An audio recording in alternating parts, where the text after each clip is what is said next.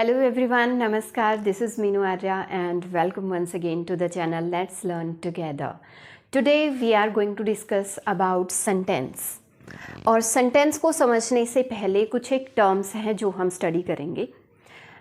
जैसे for example हम बिल्कुल अगर basic से लेके चलें तो पहले letters हो गई, letters से हमने words को बनाया और words के बाद ग्रुप ऑफ वर्ड्स से क्या बन जाता है, फ्रेज भी बनता है और ग्रुप ऑफ वर्ड्स क्लोज भी होता है और सेंटेंस भी क्या होता है, group of words. Means sentence से पहले हम सीखेंगे कि फ्रेज क्या होते हैं और क्लोजेस क्या होते हैं. अगर फ्रेज की बात करें तो वाक्यांश होता है, वाक्यांश यानी कि वाक्य का पूरे सेंटेंस का एक अंश. क्लोजेस सब जानते हैं क्या होते हैं, हिंदी में उपवाक्य. मीन्स क्लोजेस मिलके एक या एक से ज़्यादा क्लोजेस मिलके या फ्रेज मिलके क्या बनाते हैं, सेंटेंस. ये हम सबको पता है कि सेंटेंस क्या होते हैं, एक ग्रुप ऑफ वर्ड्स है सेंटेंस जो कि क्या देगा, एक कंप्लीट मीनिंगफुल सेंस जो देगा. कोई भी अगर वर्ड्स का ग्रुप है, अगर वो ऐसे ही लिखा हुआ है, पहले जैसे वर्ब आ गई फिर सब्जेक्ट है, वॉज, आई, राइटिंग, लेटर, ऐसा कुछ है तो उसको हम सेंटेंस नहीं कहेंगे. बल्कि जब ये सारे जो वर्ड्स हैं अरेंज किए हुए होंगे, I was writing a letter, इसको हम क्या कहेंगे, एक कंप्लीट सेंस वाला सेंटेंस कहेंगे. उससे पहले हम देख लेते हैं फ्रेजेस क्या होते हैं और क्लोजेस क्या होते हैं. अगर फ्रेज की बात करें, ग्रुप ऑफ वर्ड्स है, क्लोज भी क्या है, ग्रुप ऑफ वर्ड्स है और सेंटेंस भी क्या है, ग्रुप ऑफ वर्ड्स है. तीनों ही में जो एक कैरेक्टरिस्टिक है उनकी सेम होती है, सिमिलर होती है. नेक्स्ट की अगर बात करें, जो फ्रेज है वो एक कंप्लीट सेंस नहीं देगा. हो सकता है क्लोजेस जो है वो एक कंप्लीट सेंस दे. अगर वो इंडिपेंडेंट क्लोज होगा तो उसकी एक कंप्लीट सेंस निकलेगी जैसे किसी सेंटेंस की निकलती है. अगर वो डिपेंडेंट होगा किसी पे, किसी दूसरे क्लोज पे उसकी डिपेंडेंसी होगी तो हो सकता है वो एक कम मीनिंगफुल सेंस वो क्रिएट करे. इसको हम आगे समझेंगे. और सेंटेंस तो फिर होता ही है कंप्लीट सेंस वाला. अगर दूसरी तरफ बात करें, जो फ्रेज है हो सकता है उसका कोई अपना सब्जेक्ट या वर्ब ना हो. क्लोजेस के सब्जेक्ट और वर्ब अपनी होती है और सेंटेंस की तो होती ही है. अगर फ्रेज का एग्जाम्पल हम ले, I cook breakfast in the morning, यहाँ पे जो ये तीन वर्ड्स दिख रहे हैं इन द मॉर्निंग, इसको हम फ्रेज कह सकते हैं. I was lying on the bed, on the bed जो ये तीन वर्ड्स दिख रहे हैं इसको हम एक फ्रेज कह सकते हैं. अगर क्लोजेस की बात करें तो जैसे इसमें सेंटेंस दे रखा है, Ramesh felt sad because he failed. यहाँ पे दो हम क्लोजेस देख रहे हैं, रमेश फेल्ट सैड, यहाँ तक एक क्लोज कंप्लीट हो जाता है और नेक्स्ट है यहाँ तक बिकॉज ही फेल्ड, दूसरा क्लोज है. मीन्स क्लोजेस क्या है, डिपेंडेंट भी क्लोज होता है जिसके पास अपना सब्जेक्ट होगा, अपनी वर्ब होगी और ऑब्जेक्ट होगा. मीन्स एक तरह से सेंटेंस का ही काम जो करेगा. और अगर वो इंडिपेंडेंट होगा, तो अगर वो डिपेंडेंट होगा तो हो सकता है उसकी कम मीनिंगफुल सेंस निकले. जैसे ये है बिकॉज ही फेल्ड, यहाँ पे सेंटेंस ये सेंस दे रहा है बिकॉज ही फेल्ड, यहाँ पे सब्जेक्ट भी है, वर्ब भी है, लेकिन उतनी कंप्लीट सेंस नहीं दे रहा जैसे किसी इंडिपेंडेंट क्लोज की होती है. और अगर सेंटेंस की बात करें तो दोनों क्लोजेस मिलके क्या बना रहे हैं, सेंटेंस बना रहे हैं. एक क्लोज यहाँ तक अपना कंप्लीट हो जाता है और दूसरा यहाँ तक, और इसको अगर कंप्लीट पूरे सेंटेंस को पढ़ें तो एक मीनिंगफुल सेंस जो क्रिएट करता है वो सेंटेंस बन जाता है. Ramesh felt sad because he failed. अगर एक कंप्लीट डेफिनेशन देखें कि सेंटेंस क्या होता है तो हम कह सकते हैं कि sentence is a group of words which make a complete sense. Sentences have their own subject, verb and predicate. अब उनके पास क्या होता है, अपना सब्जेक्ट होता है, वर्ब होती है और ऑब्जेक्ट होता है. मीन्स अगर देखें तो सब्जेक्ट के दो पार्ट होते हैं, सब्जेक्ट प्लस प्रेडिकेट. अब फॉर एग्जाम्पल हम कहें, students are learning English grammar. ये हमने सेंटेंस देखा तो तो हर एक सेंटेंस के कितने पार्ट्स होते हैं? 2 पार्ट्स होते हैं। सब्जेक्ट हो गया और बाकी का जो बचा हुआ पार्ट है वो पूरा क्या होता है? प्रेडिकेट होता है। मीन्स सब्जेक्ट क्या होता है कि कौन काम कर रहा है, सब्जेक्ट वो होता है, और सब्जेक्ट जो काम कर रहा है वो क्या हो गया? प्रेडिकेट हो गया। या फिर सिंपल वर्ड्स में कहें तो मेन फर्स्ट नंबर पे जो दिया हुआ होता है, जो हम बार बार ये रिपीट कर रहे होते हैं, सब्जेक्ट है प्लस वर्ब है प्लस ऑब्जेक्ट है, तो वो स्टार्टिंग में जो दे रखा है, जैसे स्टूडेंट्स है, ये सब्जेक्ट हो गया और बाकी का जो बचा हुआ पार्ट है सेंटेंस का वो क्या होता है? प्रेडिकेट होता है। मीन्स सब्जेक्ट जो काम कर रहा है और जो फंक्शन जो काम किया जा रहा है इसके द्वारा वो किस में दिया हुआ होता है? प्रेडिकेट में दिया हुआ होता है। अब अगर इनके डिवीजन की बात करें या टाइप्स की बात करें तो बेसिकली या स्ट्रक्चर के हिसाब से सेंटेंसेज होते हैं 3 टाइप्स के, सिंपल, कंपाउंड और कॉम्प्लेक्स। इनके स्ट्रक्चर पे जाएं कि कोई भी सेंटेंस कैसे बना है, उसमें 1 क्लोज है, 2 क्लोजेज हैं, 3 क्लोजेज हैं या ज़्यादा क्लोजेज हैं, तो उसकी जो फॉर्मेशन है, उसका जो स्ट्रक्चर है, उसके हिसाब से अगर स्टडी करें तो सेंटेंसेज अपने हो गए 3 टाइप्स के, सिंपल, कंपाउंड और कॉम्प्लेक्स। आगे डिटेल से समझेंगे कि सिंपल सेंटेंस कौन से होते हैं, कंपाउंड और कॉम्प्लेक्स सेंटेंस कौन से होते हैं। अगर दूसरी तरफ इसका जो क्लासिफिकेशन है, इसको या तो कह लो पर्पस के हिसाब से या फिर होता है सिमेंटिकली। मीन्स किसी भी सेंटेंस का क्या मीनिंग निकल रहा है उसके हिसाब से ये होते हैं 5 टाइप्स के। सिमेंटिकली या पर्पस के अकॉर्डिंग अगर हम सेंटेंसेस को डिवाइड करते हैं तो ये हो गए अपने 5 टाइप्स के। और अलग अलग क्लासिफिकेशन दिया हुआ होता है, किसी बुक में 4 टाइप्स के भी मिल जाएंगे, किसी बुक में हो सकता है 6 टाइप के। इसमें फिर ऑप्टेटिव लिखा हुआ होता है जिसमें डिज़ायर और विश शो करते हैं, ऐसे सेंटेंसेस को ऑप्टेटिव कहते हैं। हम सारे इंक्लूड करेंगे जब इनको डिटेल से करेंगे। अगर सिमेंटिकली और पर्पस के हिसाब से देखें तो 5 टाइप्स के होते हैं। कौन कौन से होते हैं? डिक्लेरेटिव, और डिक्लेरेटिव को भी अफर्मेटिव भी कहते हैं। और नेक्स्ट है नेगेटिव, इंटेरोगेटिव, इम्पेरेटिव, एक्सक्लेमेटरी और ऑप्टेटिव। अगर 5 टाइप्स की बात करें तो ये हो गए अपने 5 टाइप्स के यहाँ तक। ऑप्टेटिव कईयों में इंक्लूड होता है, तो उसमें क्या मिलेगा? डिक्लेरेटिव में दोनों टाइप के सेंटेंसेस मिलेंगे, अफर्मेटिव प्लस नेगेटिव, इसी के आगे पार्ट होंगे। फिर नेगेटिव जो है ये अलग से पोर्शन में शामिल नहीं होगा। डिक्लेरेटिव में दोनों आगे फिर 2 पार्ट्स में हो सकता है वो सेंटेंस पॉजिटिव हो तो अफर्मेटिव हो गया, अगर उसमें नोट का यूज़ किया हुआ है तो वो सेंटेंस नेगेटिव हो गया। इसी में इंक्लूड होता है डिक्लेरेटिव में। और किसी बुक में अलग से भी दिया हुआ होता है, डिक्लेरेटिव अफर्मेटिव अलग से हो गया, negative, then interrogative, then imperative and last है एक्सक्लेमेटरी। और किसी बुक में ऑप्टेटिव को भी इसी में इंक्लूड किया गया है। वो हम सारे सेंटेंसेस करेंगे 1 बाय 1, अलग से डिटेल से करेंगे। तो फिलहाल हमने समझना है कि सेंटेंस होता क्या है। 2 पार्ट्स हो गए कि सब्जेक्ट और प्रेडिकेट से मिलके सेंटेंस बनता है।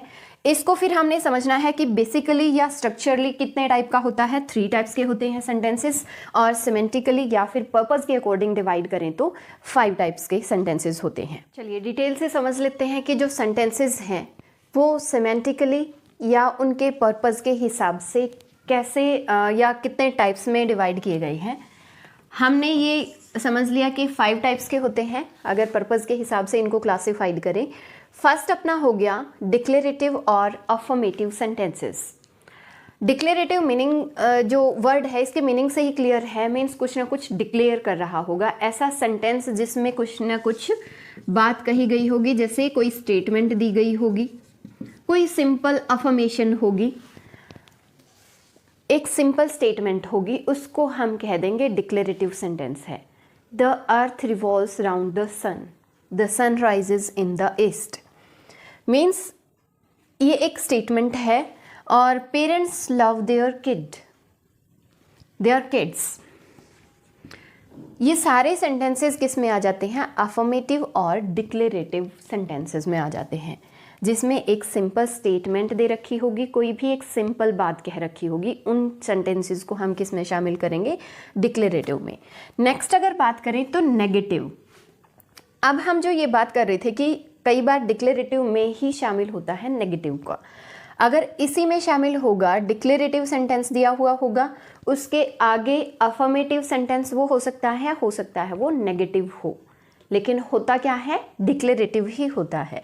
अब मान लो नेगेटिव होगा तो कैसे होगा? For example the girl is dancing, एक सिंपल स्टेटमेंट है, एक सिंपल बात है, इसको हम अफर्मेटिव कह रहे हैं। और अगर कह रहे हैं the girl is not dancing, तो नोट आ गया तो अफर्मेशन नहीं रही, स्टेटमेंट तो ये है लेकिन कैसा सेंटेंस है, ये नेगेटिव सेंटेंस है। तो डिक्लेरेटिव में ही शामिल किए जाते हैं दोनों, अफर्मेटिव भी और नेगेटिव भी। अब नेगेटिव होगा तो किस टाइप के वर्ड्स उसके अंदर होंगे, not, no, neither, nor, never, none, nobody, nothing. और कई बार ऐसे ऑपोजिट वर्ड्स होते हैं, जैसे फिट है कोई वर्ड और उसका ऑपोजिट क्या दे रखा होगा, अनफिट।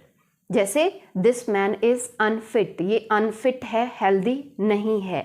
मीन्स सीधी सी बात है, नेगेटिव जो वर्ड्स हैं वो दिए मिलेंगे, उसको हम कह देंगे कि नेगेटिव सेंटेंस है। हम इसको हिंदी में भी अगर कन्वर्ट करके देख रहे हैं और कहीं पे भी अगर ना की नहीं की सेंस जा रही है तो ऐसा सेंटेंस अपना नेगेटिव सेंटेंस हो जाएगा। अब अगर ये देखें कि उस सेंटेंस को हम नेगेटिव कहें या डिक्लेरेटिव कहें, अगर हमारे ऑप्शनल कोई पेपर है और उसमें दे रखा है कोई सेंटेंस, मान लो ये सेंटेंस दे दिया, the girl is not dancing, हमने पजल नहीं होना है कि हम इसको डिक्लेरेटिव कहेंगे या नेगेटिव कहेंगे। अगर वहाँ पे मेंशन है प्रॉपरली कि नेगेटिव सेंटेंस है तो हम नेगेटिव ही कह देंगे। लेकिन अगर 4 ऑप्शंस में दे रखा है, डिक्लेरेटिव दे रखा है, एक्सक्लामेटरी, इंटेरोगेटिव और ऑप्टेटिव, तो हम इस सेंटेंस को किस कैटेगरी में रखेंगे, डिक्लेरेटिव। डिक्लेयर कर रहा है कुछ ना कुछ, लेकिन कैसा है, सेंस कैसी है, नेगेटिव है। आई थिंक क्लियर होगा। अगर ऑप्शन में नेगेटिव है तो हम इसको नेगेटिव सेंटेंस ही मानेंगे, लेकिन कई बार क्या होता है, ऑप्शन में दिए मिलेंगे अलग से 4, नेगेटिव नहीं होगा तो फिर हम डिक्लेरेटिव ऑप्शन चूज कर लेंगे कि the girl is not dancing, ये कैसी है, एक डिक्लेयर कर रही है, एक स्टेटमेंट है, लेकिन वो स्टेटमेंट कैसी है, नॉट वाली है, नेगेटिव है। 3rd नंबर पे आ जाता है अपना इम्पेरेटिव सेंटेंसेस। इम्पेरेटिव सेंटेंसेस वो सेंटेंसेस होते हैं जिनमें या तो ऑर्डर, कमांड, एडवाइस, रिक्वेस्ट दे रखी होगी, प्रोहिबिशन होगा, मीन्स मनाही होगी किसी चीज़ की कि यहाँ पे नहीं करना, नो पार्किंग, ऐसा कुछ, वार्निंग दे रखी होगी, या फिर ऑफर दे रखा होगा, have some tea with me, इस टाइप से ऑफर्स होंगे। तो जो इन चीज़ों को जो सेंटेंस डिक्लेयर करेगा या फिर शो करेगा, ऐसे सेंटेंसेस को हम कह देंगे कि इम्पेरेटिव सेंटेंस है। For example open the door, ये प्लीज़ लगा के हम इसको रिक्वेस्ट भी मान सकते हैं, और अगर हम सिर्फ ऐसे कह रहे हैं open the door, open the window, तो हम इसको ऑर्डर भी मान सकते हैं। हैव सम कॉफ़ी ऑफर में आ जाएगा। Always help the needy people की हमेशा हेल्प करनी चाहिए। ये सारे इस टाइप के सेंटेंसेस जो हैं वो आ जाएंगे अपने इम्पेरेटिव में। अगर नेक्स्ट की बात करें तो नेक्स्ट होता है अपना interrogative. Interrogative sign of interrogation, एक तो यही हो गया। जैसे हम ये मान लेते हैं ना कि सेंटेंस की पहचान क्या है, कि सेंटेंस में फर्स्ट लेटर क्या होगा, कैपिटल होगा, और लास्ट में फुल स्टॉप होगा, इसको हम सेंटेंस कह देंगे। वैसे ही क्या है, इंटेरोगेटिव में क्या मिलेगा, हमेशा लास्ट में क्वेश्चन मार्क मिलेगा। दूसरी बात, WH फैमिली के जितने वर्ड्स हैं, व्हाट, हुम, हुज, हु, ये सारे वर्ड्स इसके शुरू में मिलेंगे, यानी कि क्वेश्चन क्रिएट जो करते हैं, जैसे what is your name, who Knox at the door, ये इस टाइप से जो मिलेंगे, वैसे सेंटेंसेस को हम क्या कह देंगे, इंटेरोगेटिव सेंटेंसेस। और दूसरे क्या है, हमेशा ऐसे में अगर मान लो WH फैमिली के वर्ड्स नहीं है तो जो हेल्पिंग वर्ब है वो आगे होगी। जैसे शी इज़ अ डॉक्टर, ये सिंपल सेंटेंस होता, अगर इसी को इंटेरोगेटिव में बना रही है तो हेल्पिंग वर्ब को हम आगे पुट कर रहे हैं सब्जेक्ट से। इज शी अ डॉक्टर, तो ये कैसी हो गई, कैसा सेंटेंस हो गया अपना, इंटेरोगेटिव सेंटेंस हो गया। और बिल्कुल अगर पहले जाएं तो बिल्कुल जब हम बेसिक करते हैं इंग्लिश का, तब भी हमें सिखाया जाता है कि सेंटेंसेस जो है 4 टाइप के होते हैं। हम सेंटेंस बनाते हैं जैसे अफर्मेटिव हो गया शुरुआत में, जैसे शी इज़ अ डॉक्टर, ये सेंटेंस क्या हो गया, अफर्मेटिव हो गया। फिर क्या है, she is not a doctor, ये सेंटेंस कैसा हो गया, नेगेटिव हो गया। फिर हम हेल्पिंग वर्ब को आगे लेके आ रहे हैं, इज शी अ डॉक्टर, ये सेंटेंस कैसा हो गया, इंटेरोगेटिव हो गया। और 4th नंबर पे आ जाएगा अपना, हम इसको भी आगे लेके आ रहे हैं, हेल्पिंग वर्ब को भी, और नॉट भी लगा रहे हैं, is she not a doctor, means इस टाइप का अगर क्लासिफिकेशन करें सेंटेंसेस का तो क्या होते हैं, 4 टाइप के होते हैं। अफर्मेटिव हो गया, फिर नेगेटिव, फिर इंटेरोगेटिव हो गया जिसमें हम हेल्पिंग वर्ब को आगे लेके आते हैं, और फिर इंटेरोगेटिव नेगेटिव हो गया।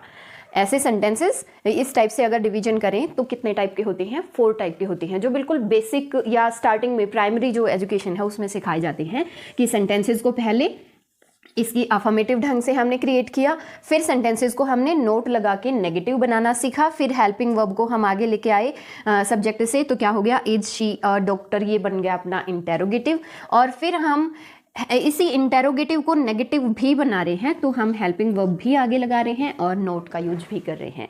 तो वैसे सेंटेंसेस क्या हो गए, 4 टाइप के हमने जैसे ये किए थे। वैसे ही ये इंटेरोगेटिव किस में आ जाएगा, जिसमें WH फैमिली का कोई वर्ड मिलेगा, लास्ट में क्वेश्चन मार्क होगा, या फिर हेल्पिंग वर्ब सब्जेक्ट से पहले मिलेगी और लास्ट में क्वेश्चन मार्क होगा, सिंपल। नेक्स्ट अपना आ जाएगा एक्सक्लामेटरी सेंटेंसेस।